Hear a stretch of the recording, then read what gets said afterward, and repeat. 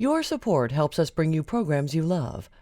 Go to wyomingpbs.org, click on Support, and become a sustaining member or an annual member. It's easy and secure. Thank you. If you ask Gary Olson to describe the rocks he turns into beautiful art, he will, in great detail, even though he's never seen them. You see, he's one of the world's few blind lapidarists. His story is one of inspiration. Powell's Gary Olson, next on Wyoming Chronicle.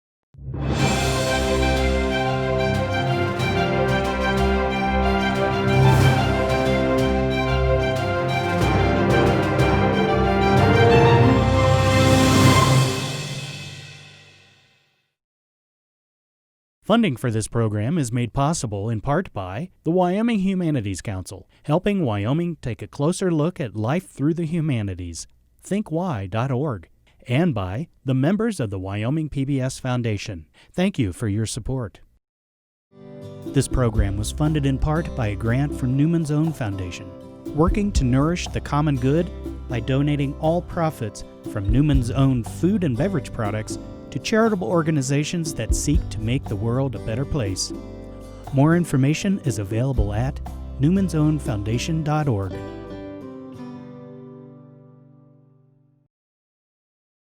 And it's our pleasure on this very special Wyoming Chronicle to be joined by Gary Olson. Gary, thank you for joining us today. Thank you, Craig. It's my pleasure. Gary, your story is just absolutely amazing in my eyes, and we had a chance to read about you in a story that was written by Mark Davis in the Powell Tribune, and lo and behold, we've had a chance now to come to Powell and to see your beautiful work. So I want you, Gary, to take us clear back to the beginning.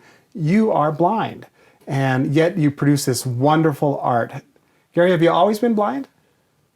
I was born 2 months premature, so I had to be put in an incubator because my lungs weren't fully developed. So I spent 55 days in the incubator, and at that time, I was born in 1953, and during the early 50s and such, a lot of children were blinded that way. They were trying to save our lives, though, and I wouldn't have made it if it hadn't been for the incubator. And this was an incubator then that they pumped extra oxygen into, and that was the problem? Yes. That actually killed your retina, as I understand. Yep. In both eyes. So where did you grow up? I grew up in Cheyenne. Uh-huh. And I went to the Colorado School for the Deaf and Blind until I was finished with the 5th grade, and then I was able to come to public school starting in the 6th grade. And then you graduated from one of the high schools in Cheyenne? I did. I graduated from Cheyenne Central High School in 1972. The work that we really want to focus on today, Gary, is your rock work. When did that become an interest of yours? Well, I really got interested in rocks when I was small. My brother had some tumbled rocks that someone had given him, and I really liked the way they felt. And for the day after my 8th birthday, my brother took me over to a gentleman that we knew because his daughter was blind also. And she was about 6 years older than I was. So she was, a long ways ahead of me in school, and she ended up going to public school as well. So I only knew her at the blind school for a couple of years, but her dad was a rock hound, and we went over to his house, and he showed me some of the stones that he had finished, the cabochons, which are pieces of rock that you can mount into jewelry like a belt buckle or rings or necklaces, whatever you want. And then he took me out in this shed that he had, and this is where all of his lapidary machines were. And he had these cigar boxes just full of tumbled rocks that he had polished. And he would open up a cigar box and he would say, okay, Gary, take a handful of Wyoming jade, and open up another box and say, take some tumbled agates out of this box. And then he'd say, pick some topaz out of this box, and And the thing I got a kick out of is even back then being a little bit worried about how much these rocks were going to cost. And so I must have made some comment to him, and he said, well, the next time you come to see me, you better have your pocket that full of money. So this is what the inside of the rock saw looks like. This is my purple saw, and I'm going to be adjusting the thickness to take off another slab of the rock. What I do on this particular saw, about 5 turns gives me a slab that is 1/4 inch thick, roughly. So I'm going to count my turns, 1, 2, 3, 4, 5, and that's about where I go to stop. And now I've got it ready to cut. One thing I should say is the saw is a diamond blade, and the diamonds are in the very edge of the blade. Maybe 3/16 of an inch is how much diamond I have left, but that is going to last for a long time yet. We do run the blades in oil. I use mineral oil in my saw, and it works very well. You have to have a lubricant though to keep the blade wet and cool. 1 inch takes about 5 minutes. So if you have a 3-inch rock, it's going to take about 15 minutes to cut it. Were you thinking at this time of your life this would be a vocation for you? Or was it a hobby? Well, my dream was always to have a rock shop, and we did for 3 years have a shop over in Laramie, and I found out that it was for us it was a slow way to starve to death.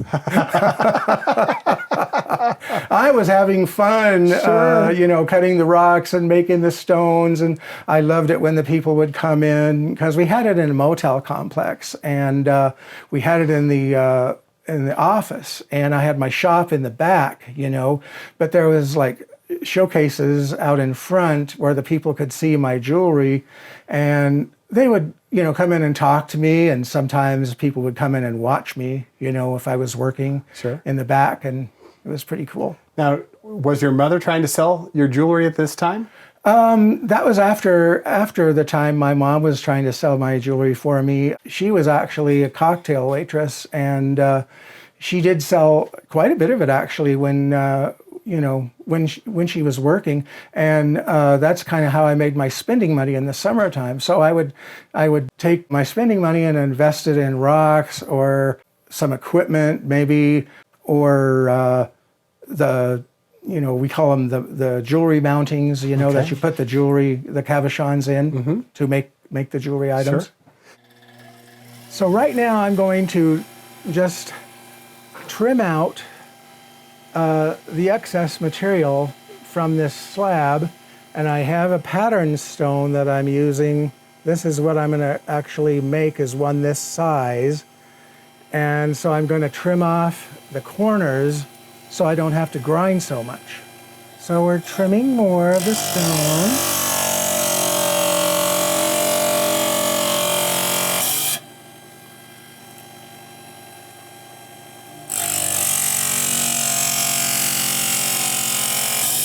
And I can use these little scrap pieces to put in my rock tumbler for small chips. I am getting my fingers pretty close to the blade, but I haven't lost any yet. So you made the decision that this wasn't maybe going to be your primary means of support. Were you in college at the time? And then what were you studying? And then you ended up working for a long time at the Wyoming Department of Education. Well, I ended up, before we had the rock shop, I got a bachelor's in sociology from the University of Wyoming. Can I ask you a quick question, Gary? Yeah. How hard was it, being a blind person, to get a bachelor's degree at UW at the time? It was a lot harder back then because we didn't have the assistive technology that we have now. For example, I used to have either live readers who would actually read the books to me, like if I had an assignment to read a certain chapter and I didn't have the book on tape, then somebody would actually read it to me. And nowadays, we have scanners, of course, and so if the book isn't on tape, then you can just scan the book, and you can even read books with your iPhone. Wow. So the technology has come a long, long way. Oh, definitely. So you had this degree. what did you plan to do? Well, I finally went back to school and got my master's in vocational rehabilitation counseling, and I thought I wanted to be a vocational rehabilitation counselor, but it never happened. You know, I kind of went down a different path. I worked with people with developmental disabilities in the Lander Riverton area for 11 years. I was a case manager most of that time. The company is called Community Entry Services, and it's still in business there. Sure is, in Riverton. And then I heard about a position up in Powell with the Department of Education, and it was a position for an outreach consultant for the visually impaired. And so I applied, and they hired me, and I spent over 25 years working for the Department of Ed and really loved it. And you're retired now?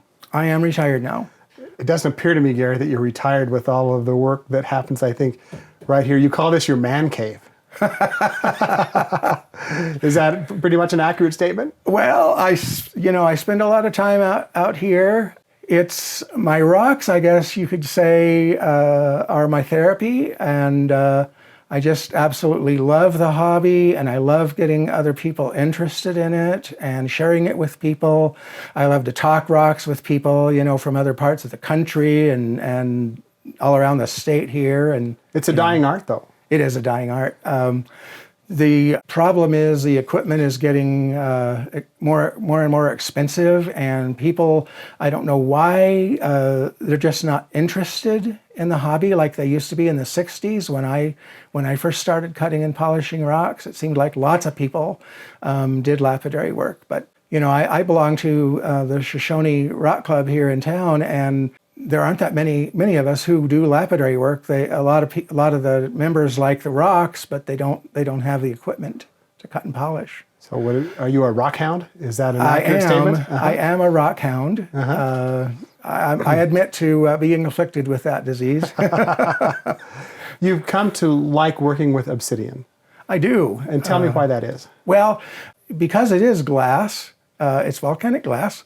It polishes like glass. And so there are no, you know, if you get a good piece of obsidian with no air bubbles or, you know, flaws in it, it polishes just like glass. You could take your fingers and rub them across a finished piece of obsidian, and they just, the obsidian just feels wonderful. Gary, I'm going to place in your hand here a rock that I just pulled out of a bucket. If you want to put your hand out there. Okay. Tell me what that is and why it would be so good to use. It is obsidian. I don't believe that piece has any fractures in it.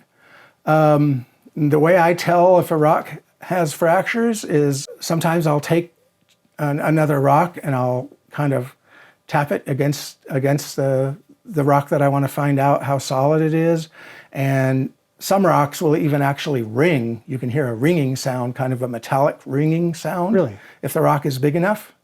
This one I don't think would ring, but... I can take it back from you. Can I ask you, Gary, how do you know, if you can't see, what it is that you have? I could tell you pretty much every rock that I have in my shop because I have them all memorized. When somebody gives me a rock, it's just like a picture in my mind. You know, I have that picture in my mind, and so when I come across that rock, I know what it is. And people say, well, when I used to have my shop, for example, they'd come in and they would want a certain kind of rock, and I would say, okay, I have some of that, and you might not be able to find it, but here it is. And I'd pull out the piece, and they'd say, I'll be danged, you know. It's amazing. And you have thousands and thousands of rocks. Holy cow. So now what I'm going to show you is just a little bit of the process of shaping the stone. So obsidian is pretty soft. It's number 5 on the hardness scale, with talc number 1 being the softest and diamond number 10 being the hardest. And here is the edge that I was grinding on. You can see I've pretty much got it like rounded out, which is what I want my cabochon to be. Couple stories I want our viewers to become aware of. One is the saw that we talked about a little bit ago. This was a surprise for you from your children and your wife for your retirement, as I understand. Correct. We're going to show our viewers a video that your wife shot of the moment that you saw the saw for the first time, and then we'll be right back and talk about it. Oh, we can sit in Mom's car. Huh? We can sit in Mom's car. Just hop in her car and we'll chat in there. That's a good place to sit. Okay.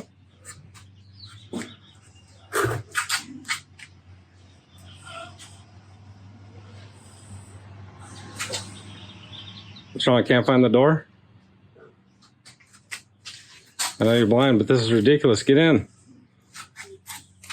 Wait a minute.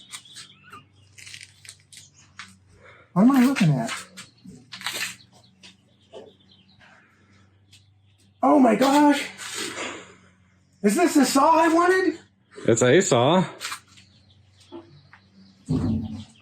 Oh, for crying out loud!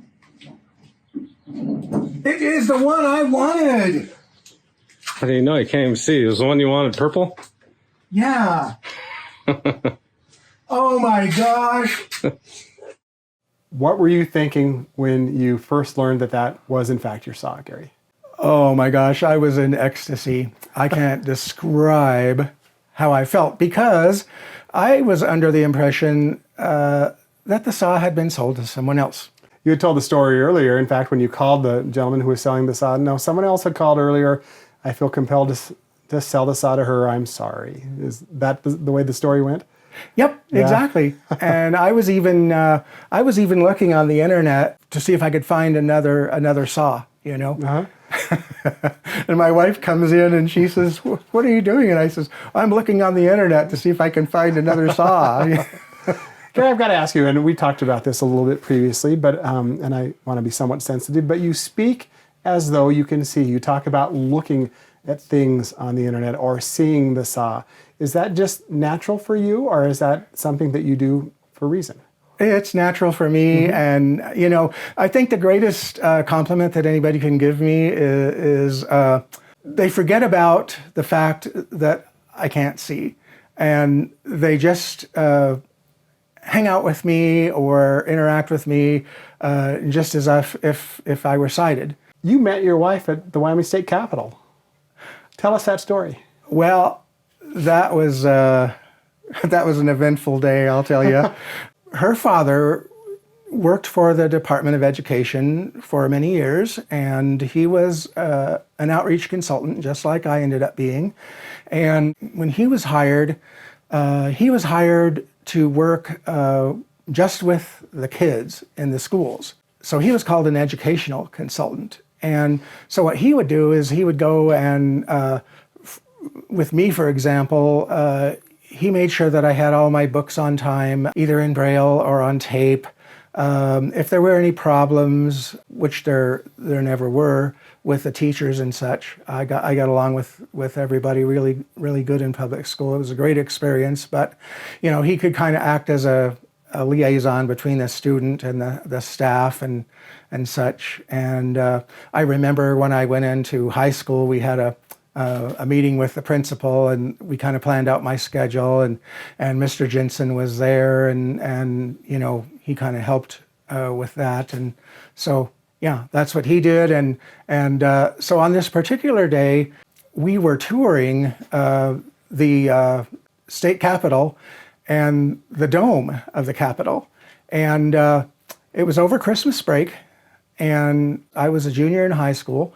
And usually Mr. Jensen would take his kids on a business trip with him, or, you know, some kind of an outing where they were attending, like he was going to a certain place, and he thought maybe they'd like to see that place or whatever. Well, Eileen didn't get to go when it was her turn because she was sick. So she ended up coming on this tour of the Capitol building. And I noticed this really sweet girl, and she was, you know, there were several blind girls on that tour, and she would help them and help them, you know, go from place to place and describe what what we were looking at and this kind of thing. And I thought, oh, she is so nice. And come to find out, I guess she kind of liked me a little bit too. So The rest is history, as they say. the rest is history, as they say. Yep. And you live in Powell now. Mm-hmm. You have, is it 5 children? We do. We have 5 children and we have 16 grandchildren. Is there anything that you want to do with your lapidary work that you find too much of a challenge, or can you do everything that you want to do? Sometimes, if you have a rock specimen that looks really nice when you cut it open, you might want to just polish like that particular piece of rock on the cut face. And there's different ways to do that. There's different machines that you can buy to do that. But it's polishing the flat surfaces are harder for me than making the cabochons. And it's because to polish the flat surface, you have to get down below the saw marks. And so, you have to either have a certain kind of machine, or it takes a while sometimes. And there are some people who are really good at it, and I never have been really good at polishing flats. I'm better at making the cabochons. When you are finishing your cabochons, 2 things that I want to ask you about. Number 1, you can either taste or feel with your teeth whether it's polished correctly. Is that accurate? Yes, I can. And the reason is because the stone, when you have all the scratches out of it, it should make a very little sound at all as you rub it across your teeth. You can kind of hear the sound, I think, of it rubbing against your teeth. I'm thinking that would drive me crazy. I'm sorry to say. It's all right. But it's true. Like sometimes I'll have a little spot maybe in the center that doesn't get polished. Maybe I didn't sand it enough. And you can tell the difference. You can actually tell the difference. And then another thing I do is I call it the Squeak Test. When I'm actually doing the final polish on the stone, it should squeak when you rub your fingers across it and it's wet. It should kind of squeak, and there should be a little tug against your fingers. A little friction. And it feels kind of like when you're rinsing the soap out of your hair after you've washed your hair, sure. and it squeaks. Now, your wife is the ultimate quality control expert in the family. Is that what I've come to learn? Yep. Yeah?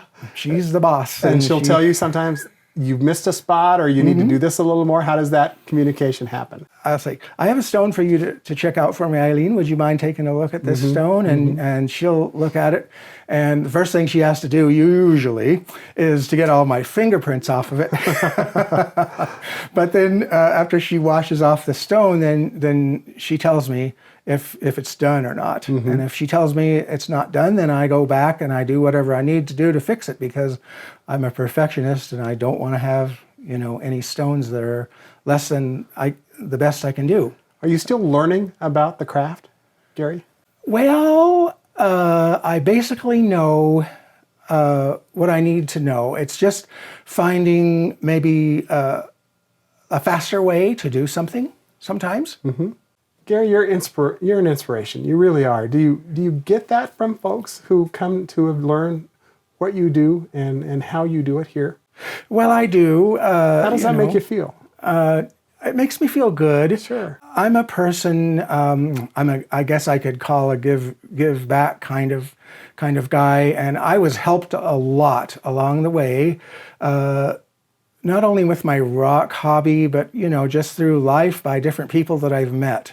And I've had, heroes that have inspired me. And so I want to give back to other people and make a difference in people's lives. And I felt that way when I was working too.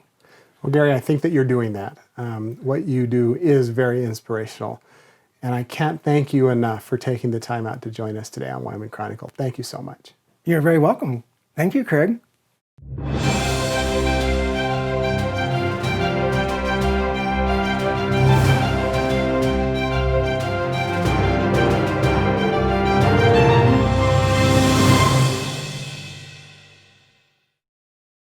Funding for this program is made possible in part by the Wyoming Humanities Council, helping Wyoming take a closer look at life through the humanities. thinkwhy.org. And by the members of the Wyoming PBS Foundation. Thank you for your support. This program was funded in part by a grant from Newman's Own Foundation, working to nourish the common good by donating all profits from Newman's Own food and beverage products to charitable organizations that seek to make the world a better place. More information is available at newmansownfoundation.org.